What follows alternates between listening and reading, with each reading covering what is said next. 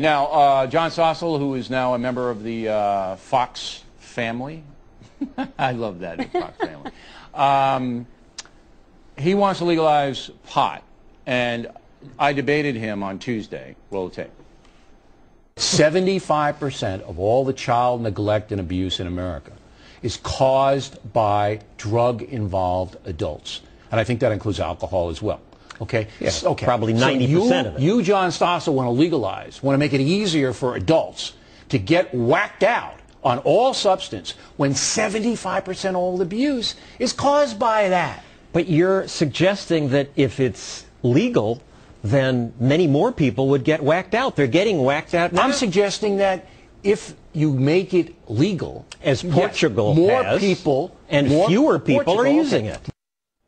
All right. So, I mean, I am suggesting that if pot and all drugs, as Stossel wants to legalize all drugs, are legal, Carlson, it is much easier to get intoxicated, and the signal is there's nothing wrong with it. What say you? Yeah, I think we don't know what the ramifications would be in the United States of America if suddenly we legalize all drugs. Well, we do know because England tried it, Switzerland tried it, and they revoked it because it led to so many problems that the societies that have legalized narcotics, most of them have revoked the legalization because of all the unintended consequences. I do want to say this, that I think it's one thing to have a free spirit attitude, but it's a whole other thing to have a denigration of the rules and regulations in society, and that would be my concern about what would happen here. Yeah, but if the rules are outdated, outmoded, not, you know, too intrusive, Hoover, then maybe they need to be re-examined. But there is no doubt that child abuse and neglect is caused by intoxication,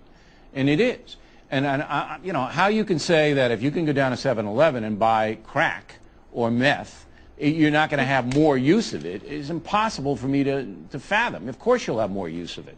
Yeah, you know, one thing, you and Stossel started to get into a tit for tat, which is worse, alcohol versus pot. You know, it's likely that the parents who are hitting their kids are the ones who are drunk, not the ones who are smoking too much pot. Well, wait a minute. How do you know that? Well, actually, if you're intoxicated, all right, if your thinking process is skewed by a substance, you know, you don't know that. I think most of the evidence suggests that people who are high on pot tend to be more sedated rather than well, what about riled crack? up. What about meth? Look, what about if you're heroin? on crack and meth, you're doing all sorts of other stuff. Look, I agree with you. I'm glad that you're protecting the kids and you're looking out for the kids. The other problem, too, with legalizing drugs, though, as we've seen in Amsterdam, as we've seen in the Netherlands, as we've seen in Rotterdam and other societies, is major crime problems move in. As your words, not mine, organized crime controls vice the world over. Sure. And as soon as you legalize drugs, crime moves in. That's what I'd be very curious to hear Mr. Stossel's answer to. And I'm concerned, Bill, about, as a parent,